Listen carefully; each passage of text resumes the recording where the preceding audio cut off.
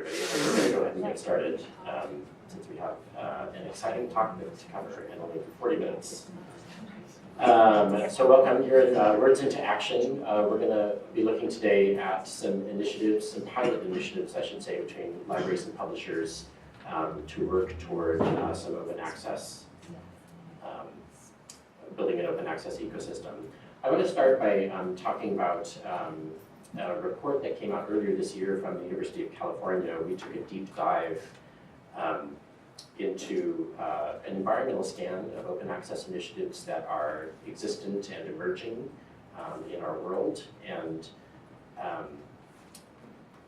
I'll say kind of took a fresh look at a SWOT analysis of each of those options, filed them into a taxonomy that more or less builds on vocabularies that you already know, but I think took some divergent paths. And if you're someone who's coming up to speed on open access, or you're considering the different models that are out there and the different approaches that might feed into each of those models, or might work across all of the models, this might be a great place to start.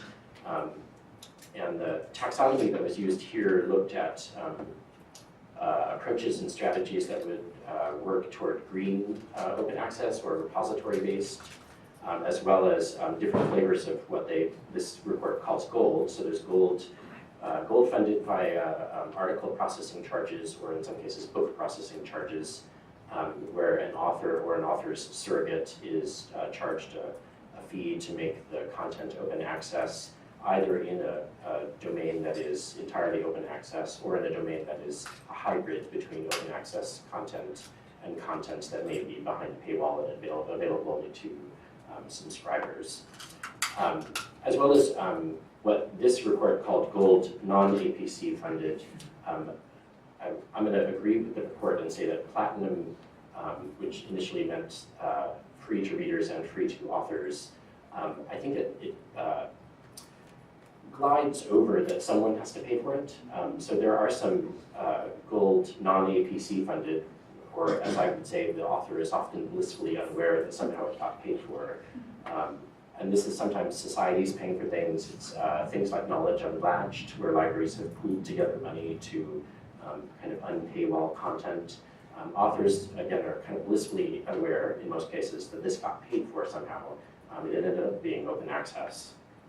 As well as detailing some universal strategies that might work no matter what kinds of open access models your institution might be considering supporting, or multiple models, depending on where you are.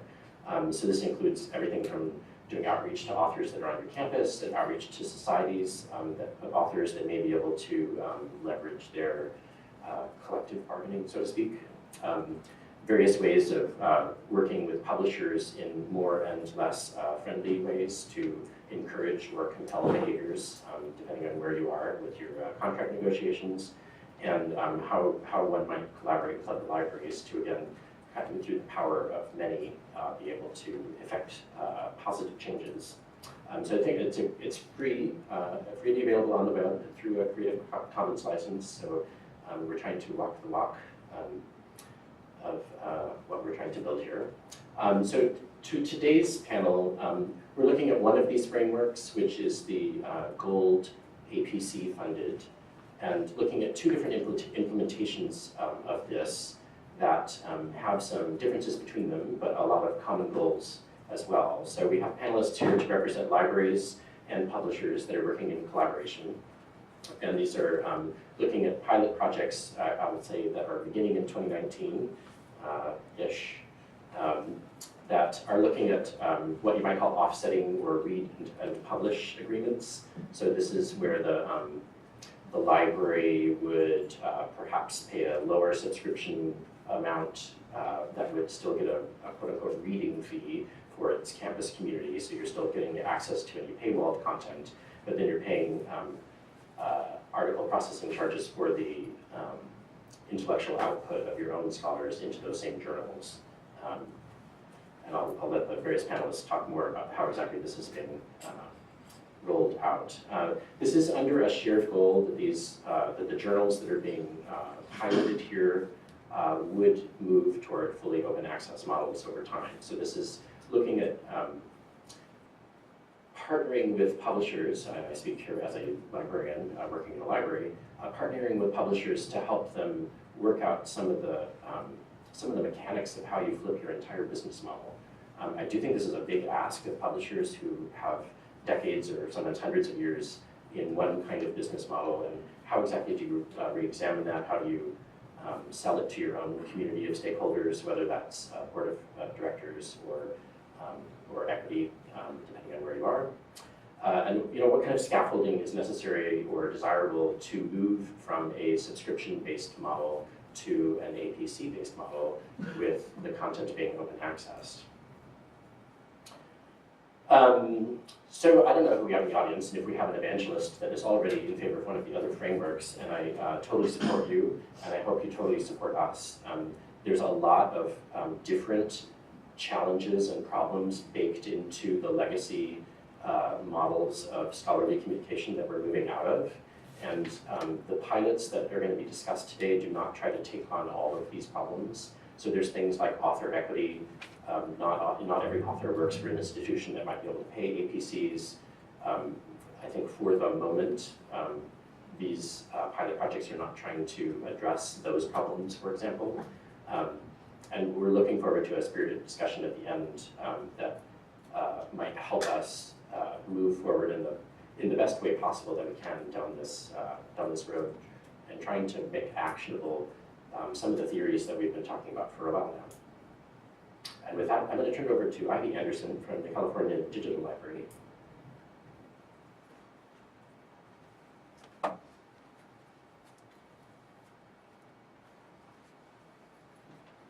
That's it. Thank you. Yeah. Thank you, Rick, very much for that that framing introduction. And I see that the slides, the color of my slides got a little bit changed here, so I hope that's readable, the text, because it wasn't that color when it started out. But in any event, I'm Ivy Anderson. I'm from the California Digital Library, where I am director of our collection development area, as well as associate executive director, and oversee a lot of our shared collection activities. So thank you, Bryce, for organizing this panel. Just a little bit about CDL and the University of California. We're a 10-campus system. I think many of you know who we are and what we do, but CDL represents the University of California as a system, and we work together very much as sort of a historical mantra that we've used for many years: one university, one library. CDL was founded in 1997 to provide digital library services and aid in the transformation of libraries towards a more purely digital environment. And one of the activities that we support is licensing content, and as well as scholarly communications services and advocacy. And increasingly, our licensing and scholarly communications work is coming closer and closer together.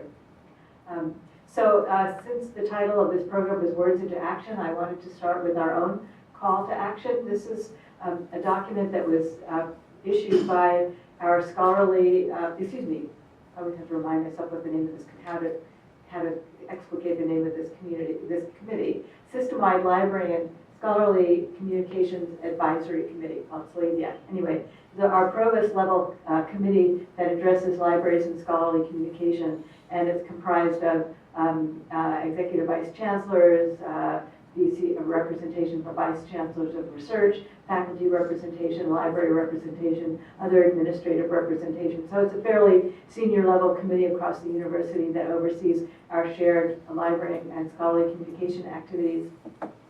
And as we've become increasingly motivated and animated by the vision for transformation of the journals ecosystem, as well as presented by budget challenges that are constantly with us, this committee asked us to frame our challenges in such a way that our financial challenges and our desire for transformation in scholarly communication could be rationalized and explained sort of in the same way in the context of a single document. And in discussions that we've had over the past couple of years, we've decided that 2019 was really our call to action year, to try and not just talk about budget challenges and not just talk about scholarly communication, not just talk about the need to redirect subscription expenditures towards open access, but to actually try and do something about it. So this was a document that basically says that we need to manage costs, we need to have a sustainable economic framework for supporting journal publishing in particular, and that sustainable framework should be placed in the service of open access, and that should be our guiding principle, guiding all of our renewals going forward. So this is something that we've taken quite to heart. And it's not just this particular document that is animating our work, but as Bryce mentioned, the libraries have issued their own pathways document, which is a very more library-centric document to talk about various mechanisms and ways of working towards open access. Our system-wide faculty library committee has also been a leading unit at UC in driving transformation, and they earlier this year in April issued their own Declaration of Rights and Principles to transform scholarly communication, and I think they had a list of 17 or 18 principles that they were presenting really to the libraries to say, these are the kinds of agreements that we want you to negotiate on our behalf in future. We are the scholars, we are the authors of research information, and this is how we want the research ecosystem to work on our behalf. So we have quite a mandate from our whole community to be working in this direction. As part of the discussions that we've been having internally around open access, the OA 2020 initiative that's come out of the Max Planck Society in Berlin also became something that was quite animating, not only to the libraries, but really more particularly to our faculty library leadership committee. And so this is an initiative that many UC campuses, 6 so far, have signed on to. Discussions are continuing at others of our campuses. And it's also been, again, it's sort of an animating force for thinking about how we should go about transformation. And one of the ways that this has played out for us in discussions, particularly in our faculty library committee, where we've had green open access policies for a long time, and those are very active, and we devote a lot of effort to implementing them. But our faculty at this point, having voted to pass that policy and work with it for a number of years, are very ready to take the next step. And what they really want to see is the literature that they publish in to be transformed. So that's led to our thinking about OA 2020 as the sort of a framework for thinking about the existing literature that our faculty are already publishing in. And that's leading us to think about offsetting agreements as a key on-ramp, as I put it, to moving towards open access. The key for us is that we feel that we need a version of offsetting agreements that can work in the US. The models that are extant in Europe, that have been developed in Europe, are working in a very different economic and political context. We don't have the kind of national level organization and funding directives. We don't have the kind of political directives here that would enable us to move in a concerted way on a national scale. So we need models that can work in the much more decentralized environment of the US. So this leads me to sort of recap a study that the University of California conducted a couple of years ago, which, and I'm sorry, I guess the slides have gotten a little out of line as they were consolidated, but hopefully you can read this. This was a study that UC initiated a couple of years ago with support from the Mellon Foundation to study what a conversion to article processing charges, which is the financial model that underlies right now most offsetting agreements, what that would mean for large research-intensive institutions in the U.S. And this was a multi-institutional study, and it's informed a lot of our thinking about offsetting models. The key takeaways of this study, one was that a split to APCs would be affordable for large research-intensive institutions if grant funds are brought to bear. So our own subscription budgets can't fund a flip to open access within the envelope of what we as libraries can afford, but grant funding can help make that more sustainable. And we were pegging that to quite a bit of analysis that we did of the open access marketplace and APCs and so on and so forth. The other major finding from the study was about how would we make such a system sustainable over the long term? How would we not expose ourselves to the kinds of financial pressures that have made it very difficult for us to constrain the publishing costs over the years? And the premise that we developed in the study was that involving authors is the most promising route and a really important route to long-term cost control. That authors, publishers compete for authors. They don't really compete for libraries. They sell to libraries, but they compete for authors. And it's the author's decision about where to publish that will generate more competition. And if there's a financial element to that competition, then that will begin to have some economic effect. And that's really an important, we felt it was an important key to test in the kind of modeling that we wanted to think about. So this led us to a framework that we called a multi-payer model, at least in our initial iterations. We don't quite talk about it that way anymore, whereby the library would use its subscription funding to subvent publication. Authors would also be asked to contribute grant funds if they have grant funds or other forms of research funds, so that would bring that sustainability, support sustainability. If authors don't have those kinds of funds, we know that some of our authors do and many don't, then the library would subvent would support the rest of the APC publication. So we would create a dedicated fund for that purpose, which again is redirected from our subscription funds. So our subscription funds are being essentially redirected in two ways. One, to provide a baseline subvention for all article publication at the institution, and then to top up or to supplement the balance for authors that don't have grant funds available.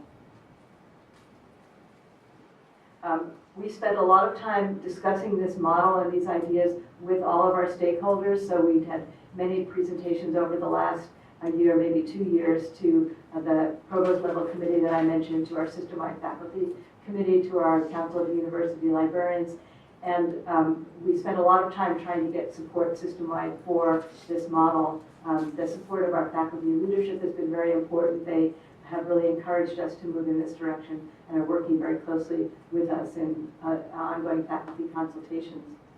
So putting these ideas into action, what does this actually look like? We're now in discussions with quite a few publishers about the models that we've envisioned. We've developed this out into not just a graphic, but a set of documents that are quite specific as to how we think the model should work, how we think money should change hands to support an efficient funding flow. We don't envision split transactions where multiple individuals and stakeholders are paying invoices for the same transaction. We think that can be modeled in a much more efficient way.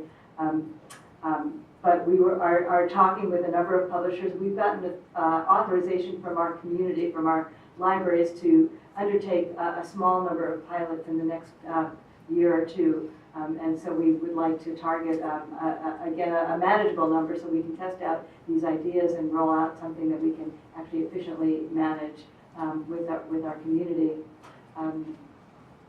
We would like to extend this model also ultimately we would see this model extending across all of the publishers that our authors publish with, including native OA publishers. So it's not, although I've called it offsetting, it's not really just about offsetting subscriptions. It's about changing the model for how we fund publication and extending that model to native OA publishers as well as subscription publishers. So we would like to pilot this with a native OA publisher as well.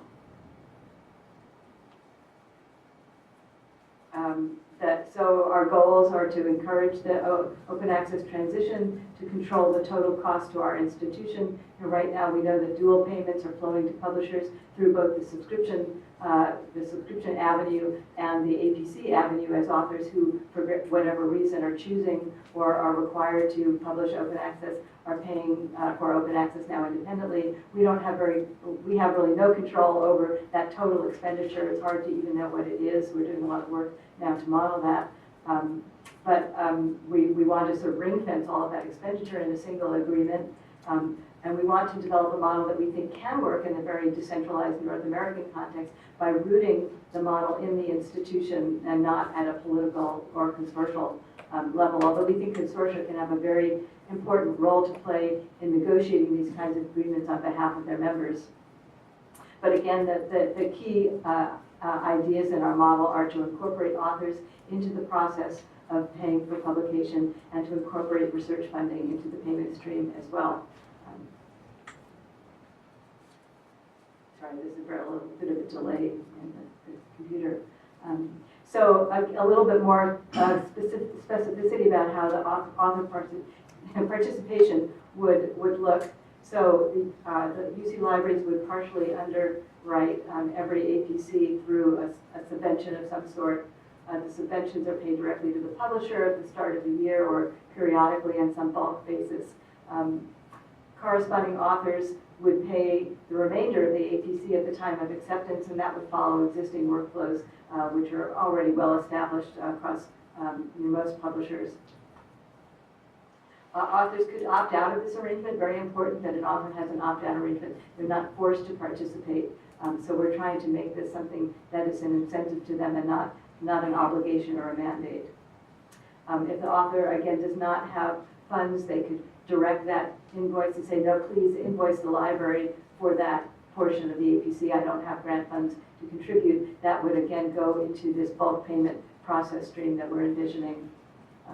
And then another feature of another idea that is part of our model is that at this stage, we want to make sure that total costs are controlled to manage risk on both sides. So we don't want to see our costs go up significantly in this period, and we don't want to expose publishers to their costs or their revenue going down significantly in most cases either, unless for other reasons we feel that we want to renegotiate and the publisher's costs are too high. So there may be cases where we're renegotiating that, but the point is not of the pilot is to make sure that risk is managed on both sides. So the benefits that we're talking about with authors, they can make articles open access with the publisher of their choice. It's not a question of publishing with a limited number of open access outlets. They would have a reduced APC due to the library subvention, so that's a benefit to authors who are publishing open access right now.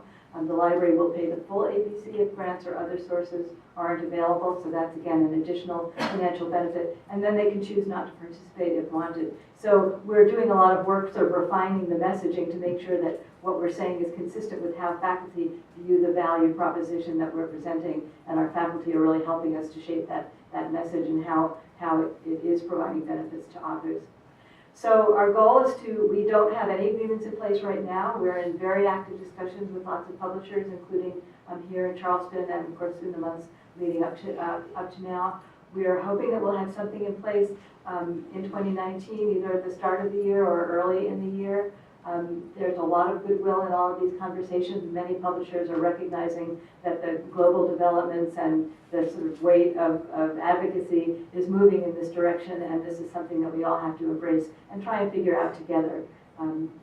We're mindful that the model that we're advocating would require some publisher retooling. Publisher workflow systems don't work quite the way our model envisions right now, and so we want to partner with publishers to think through how that retooling might happen. And then there are just lots of details in terms of managing agreements like this, so we want to proceed cautiously and make sure that we undertake something that we can manage. We are conducting a great deal of faculty outreach right now. And we know that we have a lot of faculty at our institution, so lots of conversations still to happen. We very much want to work with other libraries and stakeholders on this path. So we're talking with a lot of other colleagues. This is one example, but we're having also very direct conversations with a number of colleague institutions to see if there's some partnerships that we can undertake. One of the things that we're saying when we're talking with publishers is that we're not trying to develop a UC-centric model. We're trying to develop a model that we think could be scalable in the US and that would actually help global transition. And so partnerships and working on this together can also be very important to that. So I hope I haven't overstayed my time. Thank you.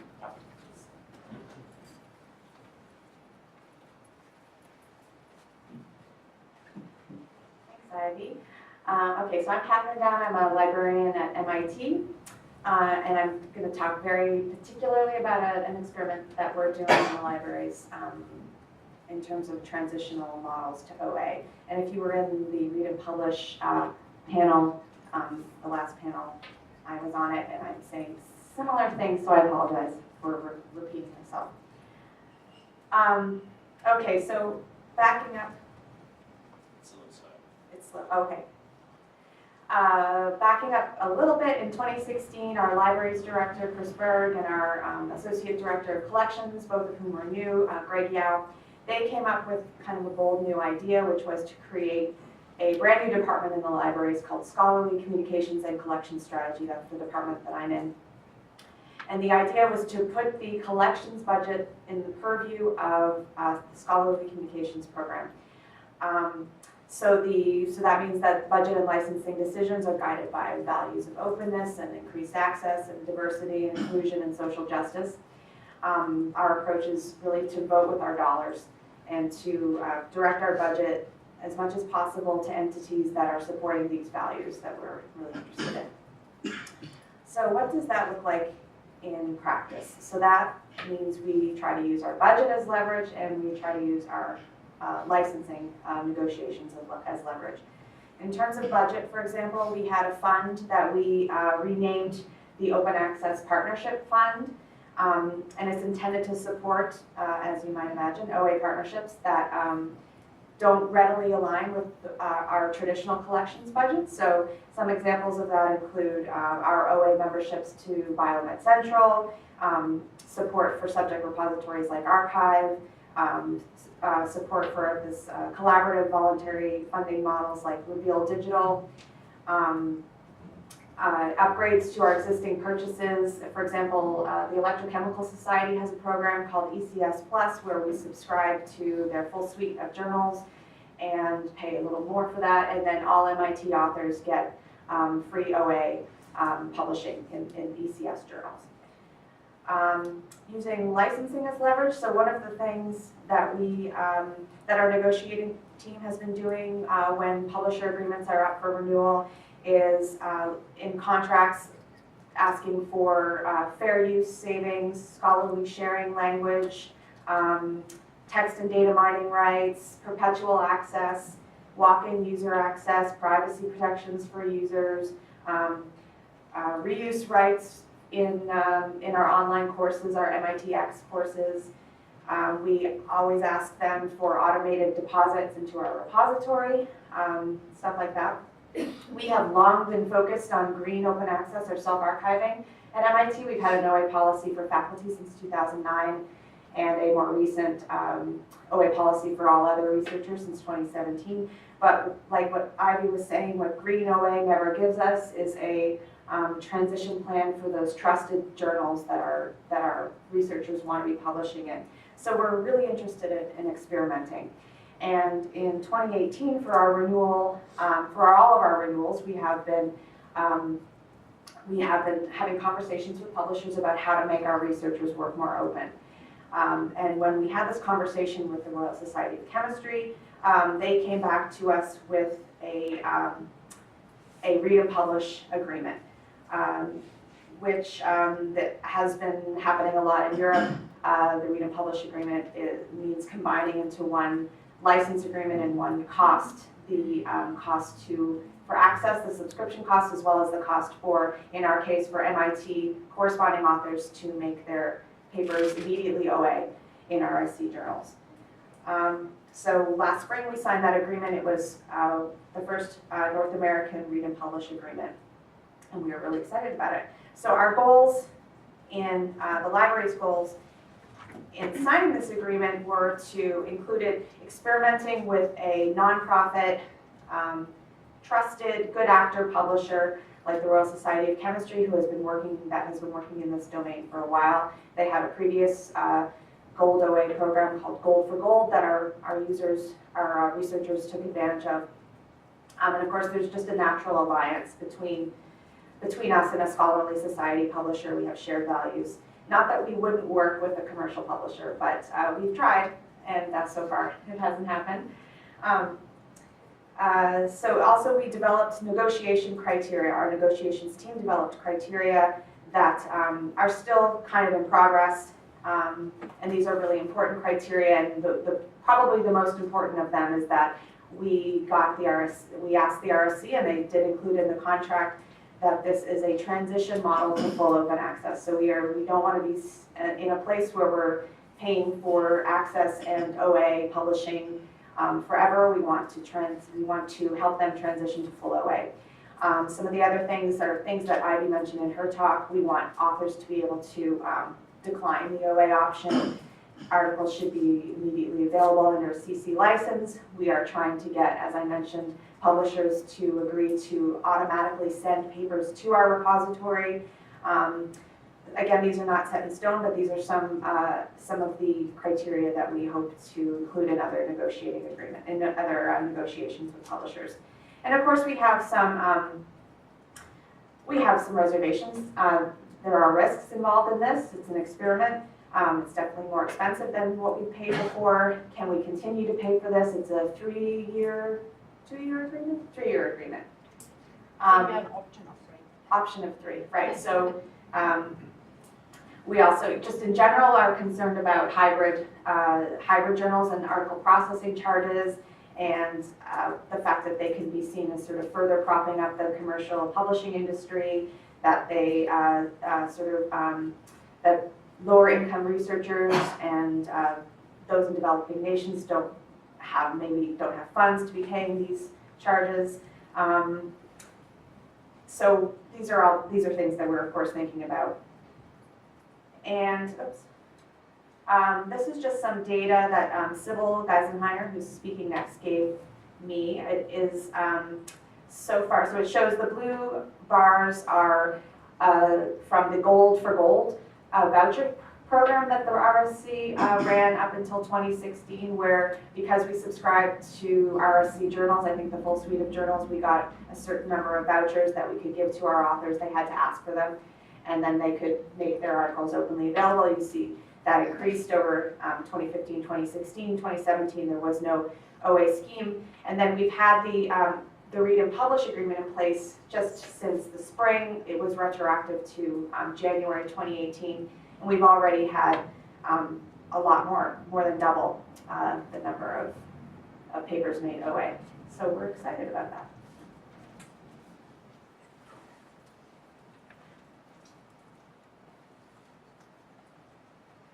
So, hello, my name is Sybil Geisenheimer. I'm from the Royal Society of Chemistry, based in the Berlin office of the society, so I'm not based in our headquarters in the UK.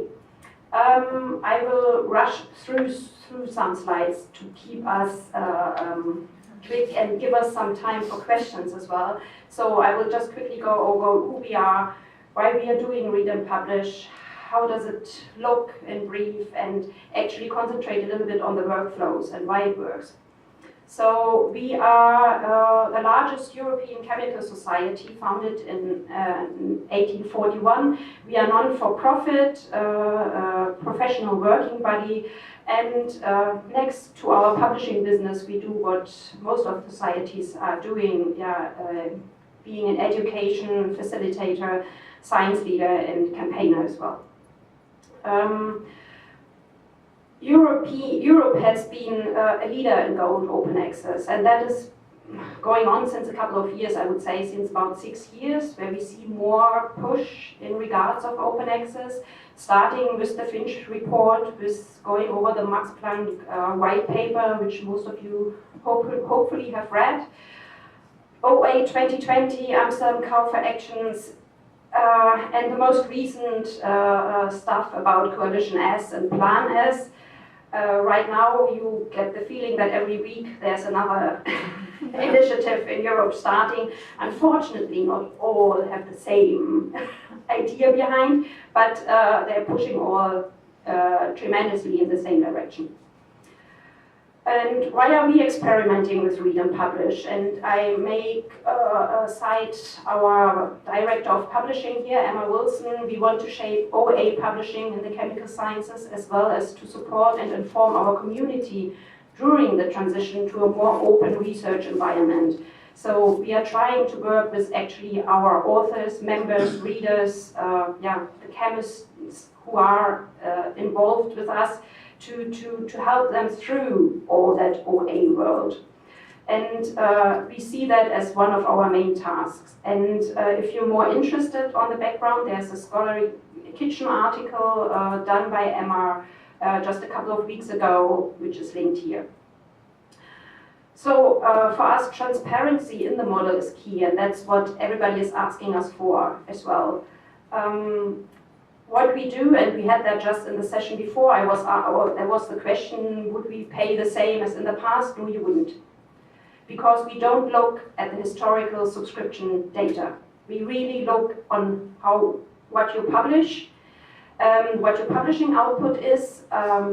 We have a set reading fee for the content behind the paywall, and to guarantee you the perpetual access rights to that content, which is still behind the paywall, adding it up to a total price and help you with a transition discount to really overcome a certain period where there might be a gap between what you paid historically and what maybe is asked for you to pay for publishing. So this is how the model works, and it actually took us a while to come up with that model. It wasn't born 3 years ago. Suddenly it was really like a step-by-step learning curve as well. And we see a lot of uptake by now. So we have customers in the UK, in Germany, in Austria, Sweden, Finland, and now with the MIT in the US as well. And we see interests from, or heavy interest from Switzerland, Greece, and Italy, Portugal. I have to say we get requests now for read and publish, really all over the world. So we had changed our mindset, but one of the biggest steps behind that our system had not. So we had to really rework how submission works in such a process, because if you do that on a global scale, you can't handle spreadsheets. It doesn't work. So you have to have an automated process in place, and we invested quite heavily in that by sitting down with authors, and you can see from which institutions, for long hours to find ways how we can manage that process of authentication of authors being part of a read and publish institution, and really automate this process. And how does the work, or what was the demand? The system needs to automatically identify read and publish institutions or authors based on those institutions. It does it by the email domain. An email link takes them to a page of the manuscript, and author clicks. It's a click-through process, more or less. And the institutions or the library who did the deal with us needs to be informed as well. So they monthly get reports from us, what is in the submission, what got accepted, who opted in, who opted out of the process, so they can still educate their authors if there is an opt-out, for example. And to give you an idea how that looks like, we do not favor one license over the other, and that was actually one demand as well from the MIT, was like, we don't want to force anyone to take the OA options, so they can still go for a standard license. Then the article will be behind the paywall. But they have on the same level the gold open access publication option. And then that continues, and we also do not force them to a certain CC BY license. So there is the option of the CC BY and the CC BY and C option for the author. So summary, why are we doing it? There is a strong push. We see that now, not just from Europe, we see it globally, starting to move. We are, as a society, committed to our scientists, to our community. We hope with Read and Publish, the authors have an easier opportunity to publish their content open access.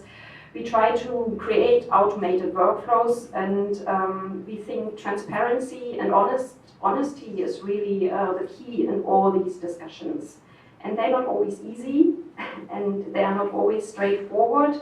But I think if you work with the right partners, that's really, paying off. Thank you.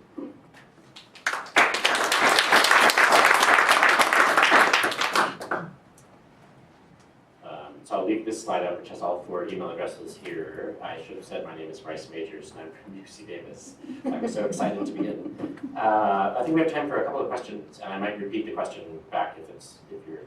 So who? I'm standing between you and a cocktail, I can tell. This is all being recorded. Gosh, I should watch my. We're all adults, Bryce. We understand.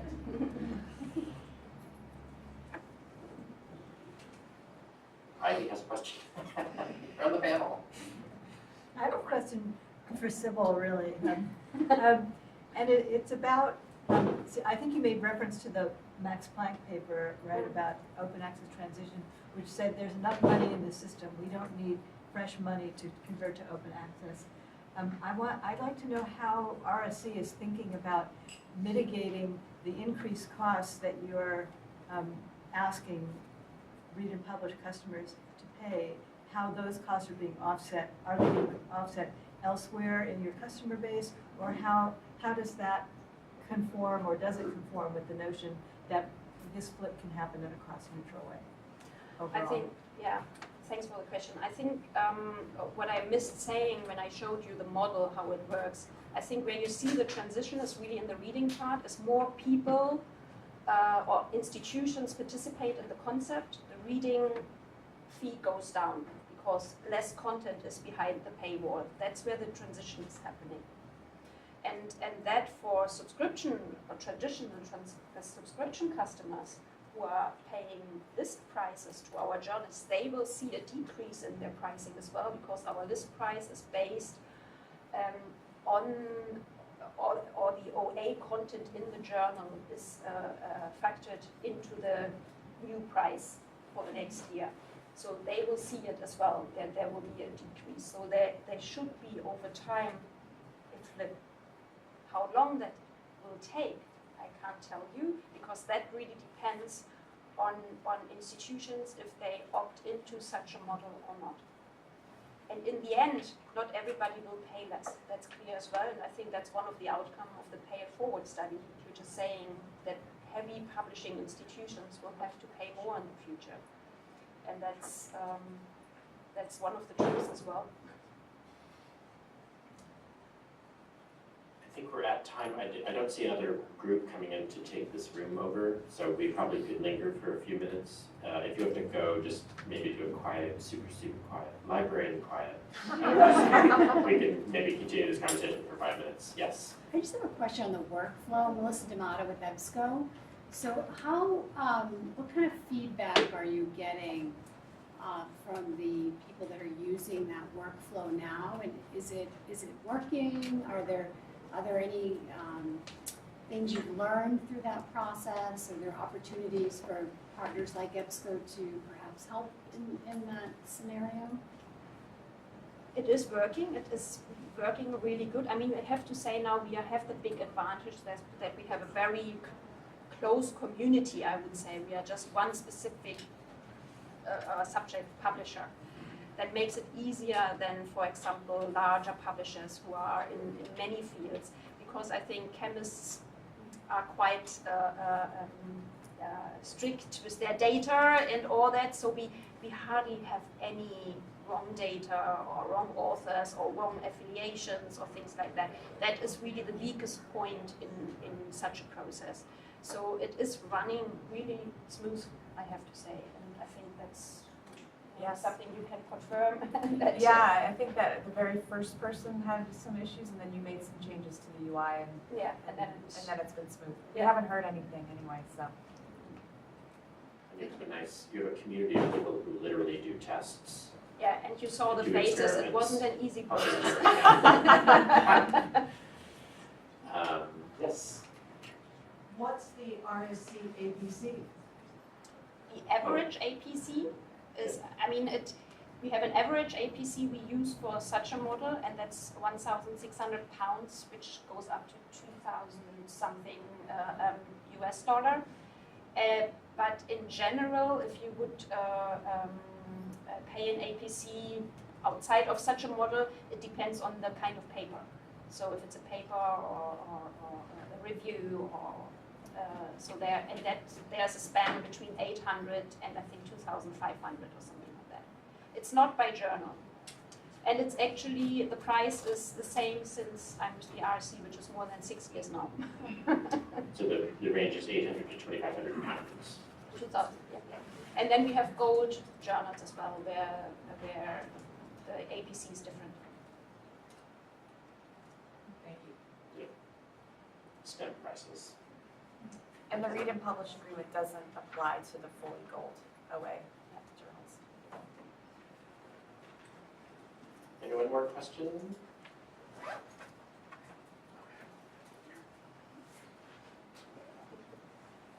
Okay, well, I want to thank our panel today. This has been a very informative evening for me.